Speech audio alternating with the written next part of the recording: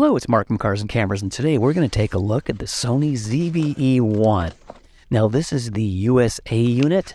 I just got it today, and this is an unboxing of the body only.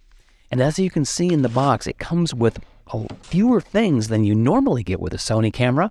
Yes, omitted from the box is a USB cable and the power adapter to plug into the wall. This is all you get. So if you don't have those things to charge the battery in camera, you will need to get them. Now, my first thoughts looking at the camera is it does feel very sturdy. It doesn't feel cheap at all. And as you can see from the first sample video in 4K 24p, it actually looks pretty good. Now you can see it has these very nice hinged doors, and there is a microphone jack, USB-C that can also supply power even when the camera is on, one SD card slot, and if I can get it open here, there is a micro HDMI and a headphone jack. And the camera using it feels like a lot of the other late model Sony cameras. It seems like it tracks the focus there with the ambulance pretty quickly.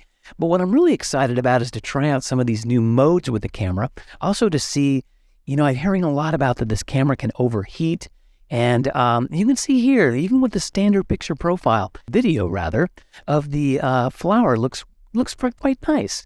Now here is what they call the dead cat. I put that on there. And here is some cinematic video. Now this is the cinematic gold setting. You can set it to S-Cinetone if you want to, and you can see it adds those little black bars. Now I really thought that was going to be kind of a ridiculous thing when I saw it, but I actually found in the first few hours of using the camera that I actually kind of like that. It actually is kind of cool. The one thing I don't like about it is I wish I could remove those black bars, but I do like the baked-in look that it gives you. Basically, you don't need to do any color grading. So if you don't like to color grade or don't know how to color grade, you can set the camera in that mode and it gives you a very nice looking picture. Now let's talk about overheating. The whole time I've used this camera so far, about 2.5 hours, I haven't got the camera to overheat on me once. And I've been shooting in 4K 24p. And I've had the camera on and in standby the whole time. Also, I had the heat setting on the high temp setting.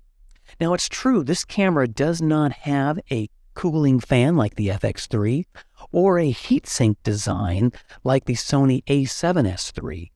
But in the brochure on the camera, it says that the camera is designed with a heat dissipation design. So next up, we're going to look at the cinematic vlog mode in the forest mood setting. So that's what this is here.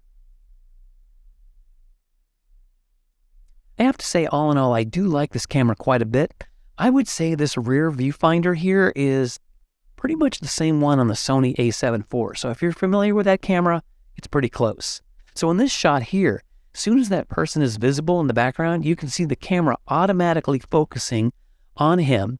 And then soon as he's out of the range, it goes right back to what we were looking at. So the autofocus on this camera is fantastic. You can see the sheer size of that lens on this camera. Here's some interior shots. Now these were very dimly lit. I just want to show how it would work in that situation. And next up, this is at maximum telephoto on the lens that I was using. And then this is clear image zoom applied.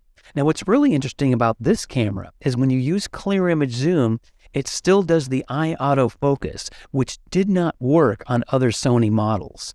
So we'll go ahead and do that again. So here is at maximum telephoto. So this is 150 millimeters.